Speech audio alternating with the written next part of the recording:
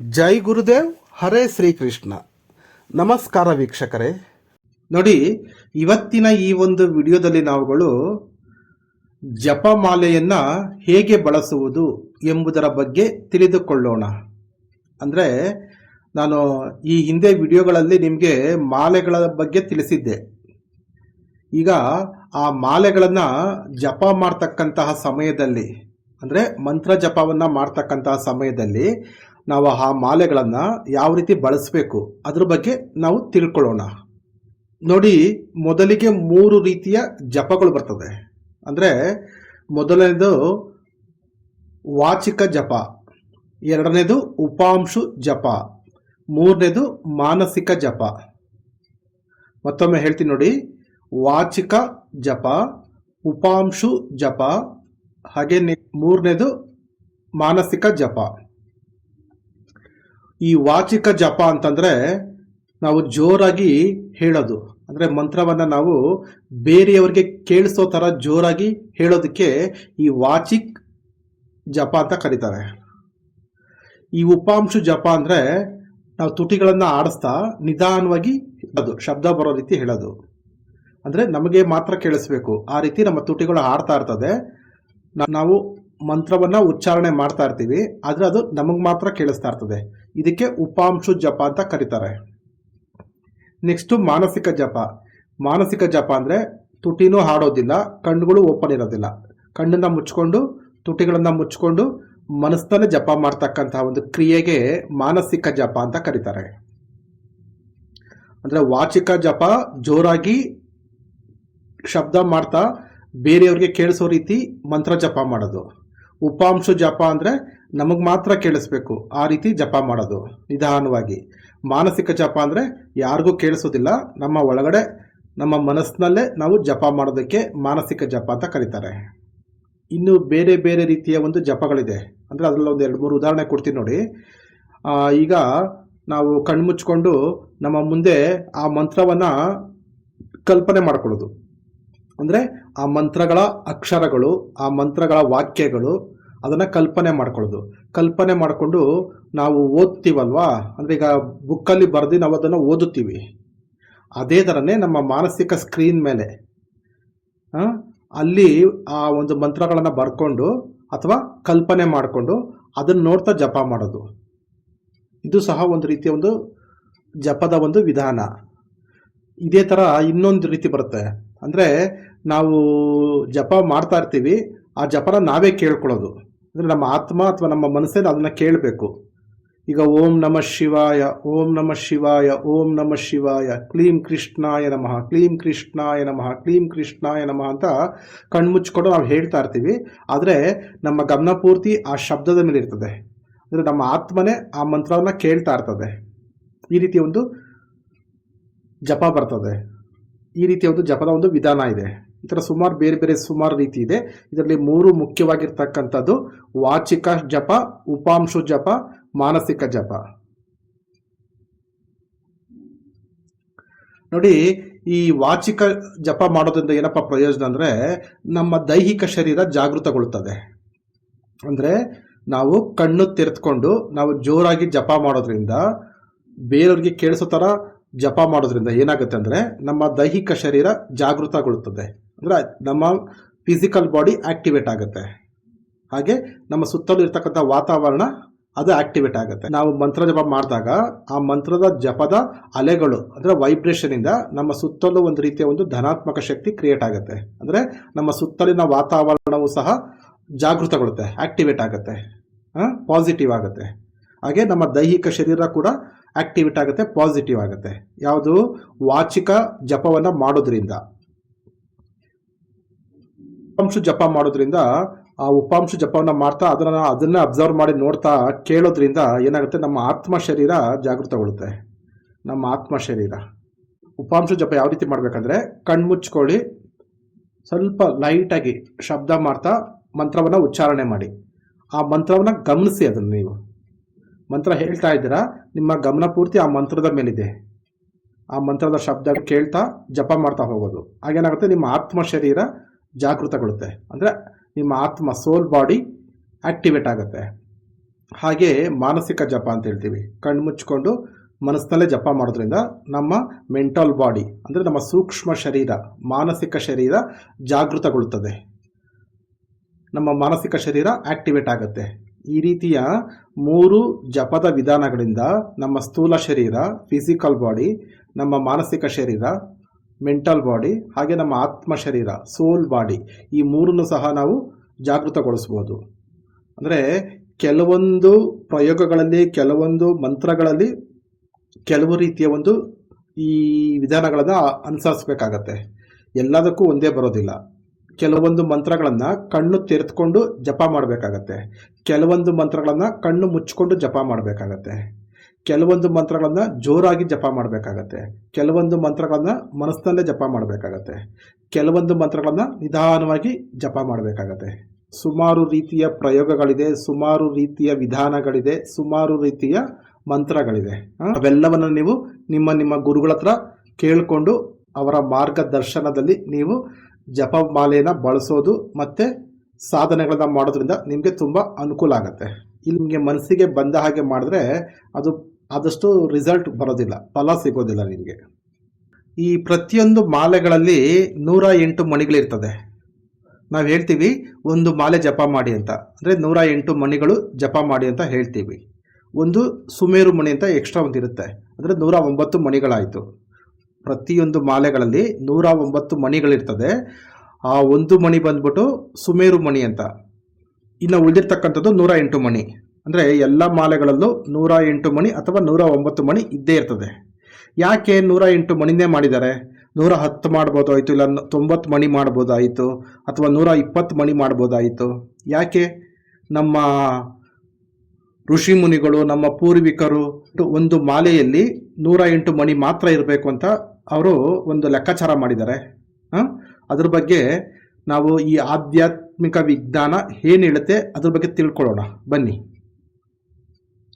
ನೋಡಿ, ಇಲ್ಲಿ ನಮಗೆ ಯಾವುದೇ ಒಂದು ಲೆಕ್ಕಾಚಾರ ತಗೊಂಡ್ರು ನಮ್ಮ ದೇಹ, ಸ್ಥೂಲ ಶರೀರ, ಫಿಸಿಕಲ್ ಬಾಡಿ, ಅಥವಾ ನಮ್ಮ ಮೆಂಟಲ್ ಬಾಡಿ, ನಮ್ಮ ಸೂಕ್ಷ್ಮ ಶರೀರ, ಅಥವಾ ನಮ್ಮ ಆತ್ಮ ಶರೀರ, ಈ 3 ಶರೀರಗಳ ಮೇಲೇ ಲೆಕ್ಕಾಚಾರ ಮಾಡಿರ್ತಾರೆ. ನೀವು ಏನೇನೇ ಬೇಕಾದ್ರೂ ತಗೊಳ್ಬೋದು. ನ್ಯೂಮರಾಲಜಿ, ಅಸ್ಟ್ರಾಲಜಿ, ಅಥವಾ ಗ್ರಹಗತಿಗಳು, ಅಥವಾ ನಕ್ಷತ್ರಗಳು, ಅಥವಾ ಡಿಗ್ರಿಗಳು, ಇವೆಲ್ಲವನ್ನು ಸಹ, ಅಥವಾ ದಿನಗಳು, ಕ್ಯಾಲೆಂಡರಲ್ಲಿ ಬರ್ತಕ್ಕಂಥ ದಿನಗಳು, ಕಾಲಮಾನ, ಇವೆಲ್ಲವನ್ನು ಸಹ ನಮ್ಮ 3 ಶರೀರಗಳ ಆಧಾರದ ಮೇಲೆ ತಗೊಂಡಿರ್ತಾರೆ. ಯಾಕಂದರೆ ನಮಗೆ ಈ 3 ಶರೀರಕ್ಕೆ ಒಳ್ಳೆಯದಾಗಬೇಕು. ನಾವೇನೇ ಮಾಡಿದ್ರು ನಮ್ಮ ದೈಹಿಕ ಶರೀರ, ಮಾನಸಿಕ ಶರೀರ, ಆತ್ಮ ಶರೀರಕ್ಕೆ ಒಳ್ಳೆಯದಾಗಬೇಕು, ಪ್ರತಿಫಲ ಸಿಗಬೇಕು ಅಂತ ಈ ಒಂದು ಲೆಕ್ಕಾಚಾರ ಮಾಡಿರ್ತಾರೆ. ನೋಡಿ, ನಮ್ಮ ದೇಹದಲ್ಲಿ 72,000 ನರಗಳಿದೆ ಅಂತ ಹೇಳ್ತಾರೆ ನಮ್ಮ ಆಧ್ಯಾತ್ಮಿಕ ಸೈನ್ಸು. ಈ ಮಾಮೂಲಿ ಸೈನ್ಸ್ ಅಲ್ಲ, ನಮ್ಮ ಆಧ್ಯಾತ್ಮಿಕ ಸೈನ್ಸ್ ಹೇಳೋದು, ನಮ್ಮ ಪುರಾಣಗಳು ಹೇಳ್ತಕ್ಕಂಥ ಒಂದು ವಿಷಯ ಇದು. 72,000 ನರಗಳಿದೆ ಅಂತ. ನರಗಳು ಅಂದರೆ ಒಂದೇ, ನಾಡಿಗಳು ಅಂದರೆ ಒಂದೇ. ಏನಪ್ಪ ಈ ನಾಡಿಗಳು ಕೆಲಸ ಅಂತಂದರೆ, ನಮ್ಮ ದೇಹದಿಂದ ಒಂದು ಕಡೆಯಿಂದ ಮತ್ತೊಂದು ಕಡೆಗೆ, ಅಥವಾ ಒಂದು ಅಂಗದಿಂದ ಮತ್ತೊಂದು ಅಂಗಕ್ಕೆ ಸರಬರಾಜು ಮಾಡ್ತಕ್ಕಂಥ ಒಂದು ಕೆಲಸವನ್ನು ಮಾಡುತ್ತೆ. ಏನು?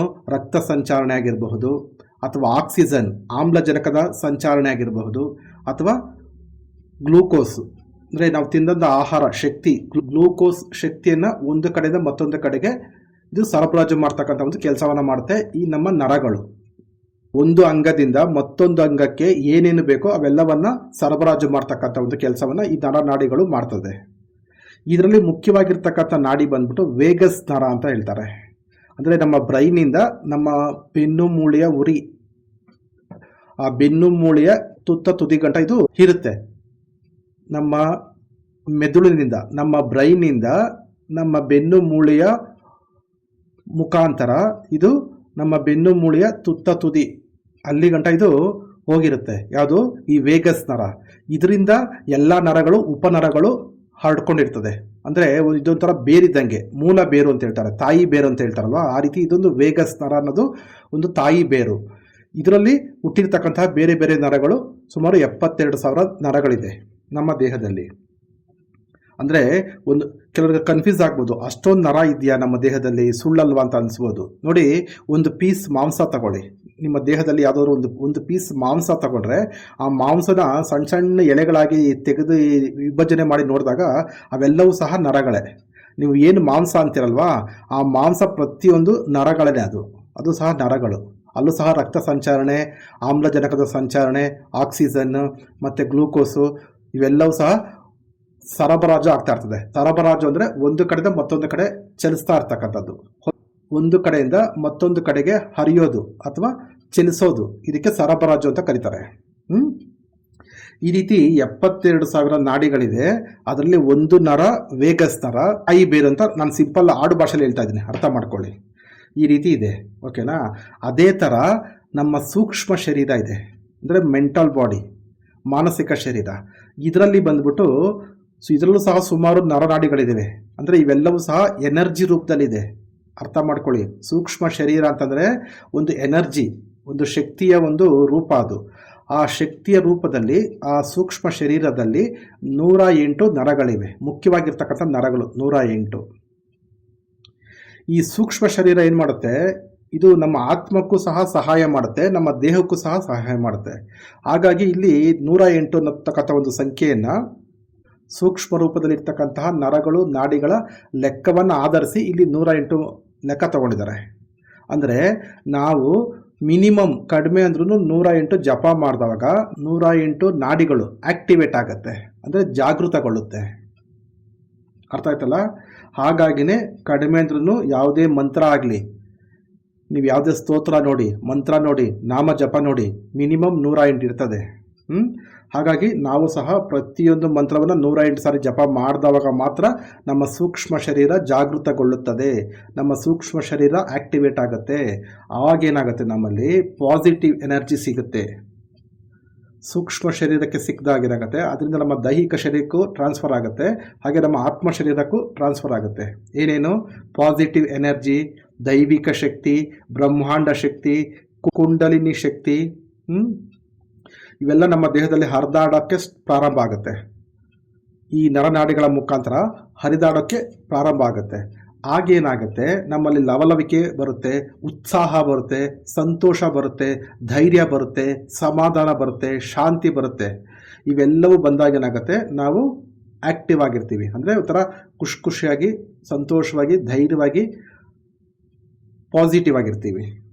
ಹಾಗಾಗಿನೇ ನಾವು ಏನೇ ಮಾಡಿದ್ರೂ 108 ಮಣಿಗಳನ್ನು ನಾವು ಮಿನಿಮಮ್ ಜಪ ಮಾಡಲೇಬೇಕು. ಆಗಲೇ ಅದು ನಮಗೆ ಸಿದ್ಧಿ ಆಗೋದು, ಅಥವಾ ನಮಗೆ ನಮ್ಮ ನರನಾಡಿಗಳು ಆ್ಯಕ್ಟಿವೇಟ್ ಆಗೋದು. ಅಂದರೆ ಮಾನಸಿಕ ಶರೀರದ 108 ನರಗಳು ಆ್ಯಕ್ಟಿವೇಟ್ ಆಗೋದು.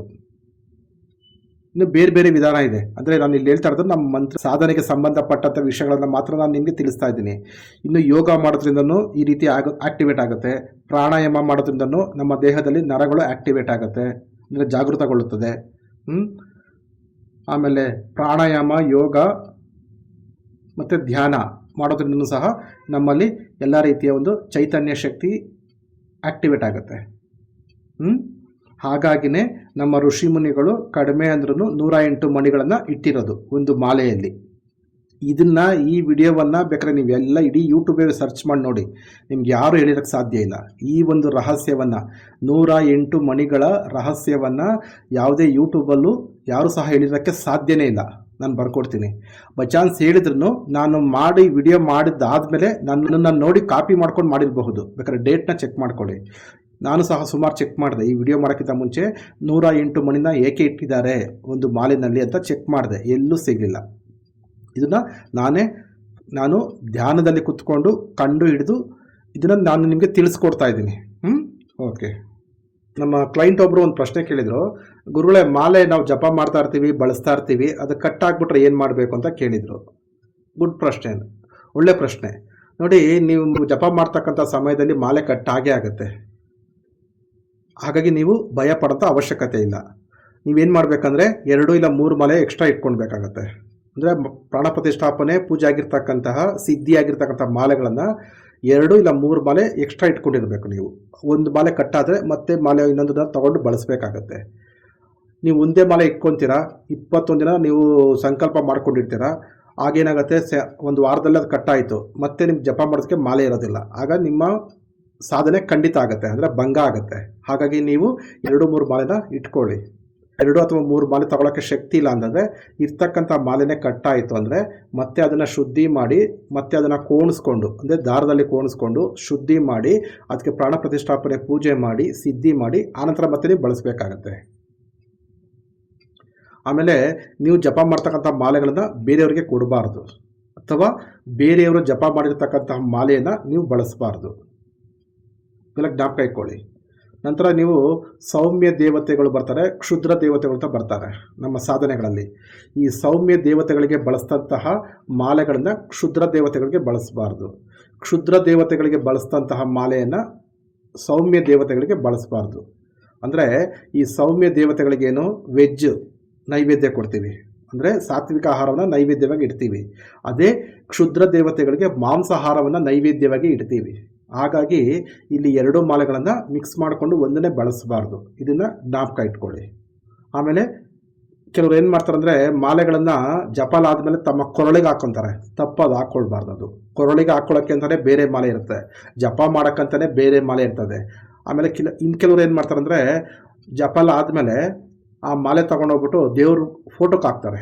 ದೇವ್ರ ಫೋಟೋ ಇದ್ದರೆ ಅಥವಾ ವಿಗ್ರಹಗಳಿದ್ದರೆ, ದೇವತೆಗಳ ವಿಗ್ರಹಗಳಿದ್ದರೆ ಆ ದೇವರ ವಿಗ್ರಹಕ್ಕೆ ಹಾಕೋದು ಅಥವಾ ದೇವರ ಫೋಟೋಕ್ಕೆ ಹಾಕೋದು ಮಾಡ್ತಾರೆ. ತಪ್ಪದು, ಆ ರೀತಿ ಮಾಡಬಾರ್ದು.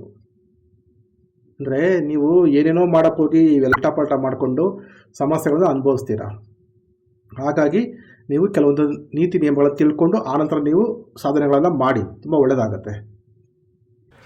ಸರಿ ವೀಕ್ಷಕರೇ, ಇಷ್ಟು ಹೇಳ್ತಾ ಇವತ್ತಿನ ಈ ಒಂದು ವಿಡಿಯೋವನ್ನು ಇಲ್ಲಿಗೆ ಮುಗಿಸ್ತಾ ಇದ್ದೀನಿ. ಧನ್ಯವಾದಗಳು.